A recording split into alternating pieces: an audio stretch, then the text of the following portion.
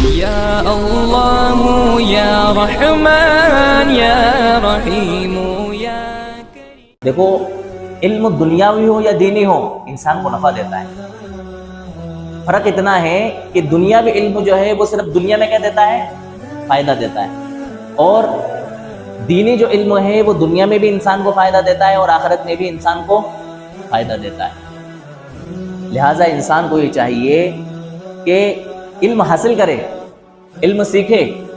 علم سیکھنے کی کوئی مخصوص عمر نہیں ہے، جیسا کہ ہم نے یہ سمجھ لیا کہ بھئی ایک 15 16 سال 20 سال 25 سال تک کی عمر ہے، اس عمر میں ہی ہم کیا کریں گے؟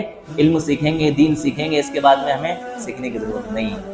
علم سیکھنے کی کوئی عمر نہیں ہے۔ جب انسان کو چسکا لگے، جب شوق پیدا ہو جائے، جب جذبہ پیدا ہو جائے، جب اس کو اپنے احساس، اپنی زندگی کا احساس ہو جائے، اپنی لا علمی کا احساس ہو جائے، اس کو علم کیا کر لینا چاہیے؟ تلاش کر لینا چاہیے۔ علم کی کوئی انتہا نہیں ہے، اس کا کوئی پار نہیں ہے، اس کا کوئی اختتام نہیں ہے، اس کا کوئی اینڈ نہیں ہے، اس کی کوئی حد نہیں ہے۔ علم جتنا انسان سیکھے اتنا کیا ہے؟ کم ہے۔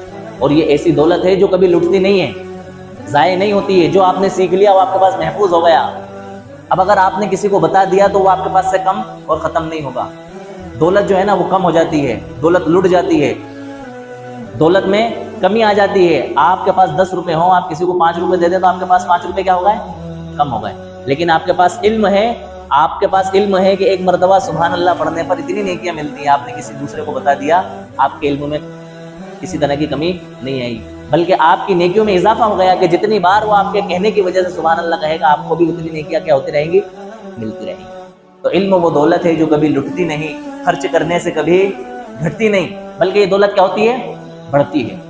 تو اللہ تبارک و تعالی نے اس امت کا تعلق کائے سے کر دیا ہے؟ علم سے کر دیا ہے۔ اس کا رشتہ علم سے باندھ دیا ہے کہ تمہیں بغیر علم کے نہیں رہنا ہے، بلکہ تمہیں کیا کرنا ہے؟ علم حاصل کرنا ہے۔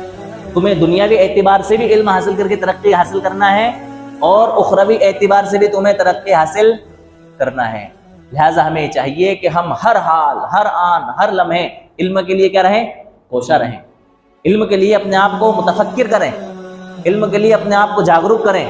جہاں کہیں سے علم ہمیں ملتا ہو، ہم اپنی جان بیچ کر کے اس علم کو کیا کریں؟ حاصل کریں۔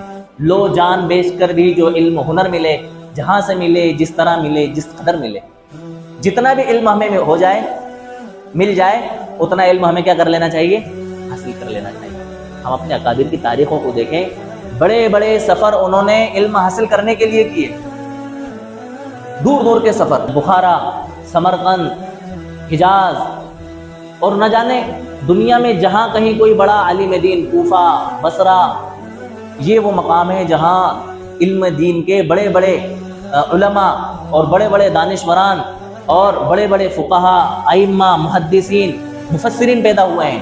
اتنا لمبا لمبا سفر لوگ کر کے علم حاصل کرنے کے لیے گئے ہیں۔ دیکھو، اگر ہماری زندگیوں میں دینی علم نہیں ہوگا تو ہماری زندگیاں جانوروں سے بدتر ہو جائیں گی۔ آپ دیکھیں، اس آیت پر خود غور کریں جس کے اندر اللہ تعالیٰ نے فرمایا اقرأ بسم ربک الذی خلق، کہ آپ پڑھیے اپنے اس رب کے نام سے جس نے کیا کرا؟ پیدا کرا، جس نے پیدا کیا، اس رب کے نام سے پڑھیے۔ اللہ تعالیٰ نے علم کی نسبت نام کے ساتھ جوڑی ہے۔ کس کے نام سے؟ اپنے نام سے جوڑی ہے۔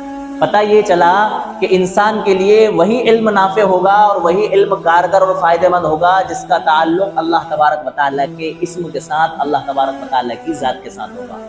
جس علم کا تعلق اللہ تعالیٰ کے نام کے ساتھ نہیں ہوگا، اللہ تعالیٰ کے اسم کے ساتھ نہیں ہوگا، وہ علم انسان کو بغاوت پر کھڑا کرے گا، اللہ تعالیٰ کی نافرمانی پر کھڑا کرے گا، تکبر پر کھڑا کرے گا، کبریائی پر کھڑا کرے گا، فتنہ اور فساد پر کھڑا کرے گا، بگاڑ پر کھڑا کرے گا۔ آپ چاہے دنیا کے سارے علوم حاصل کر لیں، لیکن اگر ان علوم کے ذریعے آپ کو معرفت الہی حاصل نہیں ہو رہی ہے، معرفت الہی کا مطلب اللہ تبارک و تعالیٰ کی پہچان، علم حاصل کرنے کے بعد اگر اللہ تعالیٰ کی پہچان آپ نہیں کر پا رہے ہیں تو وہ علم آپ کے لیے بجائے فائدے کے نقصان مند ثابت ہوگا۔ کیا ثابت ہوگا؟ نقصان مند ثابت ہوگا۔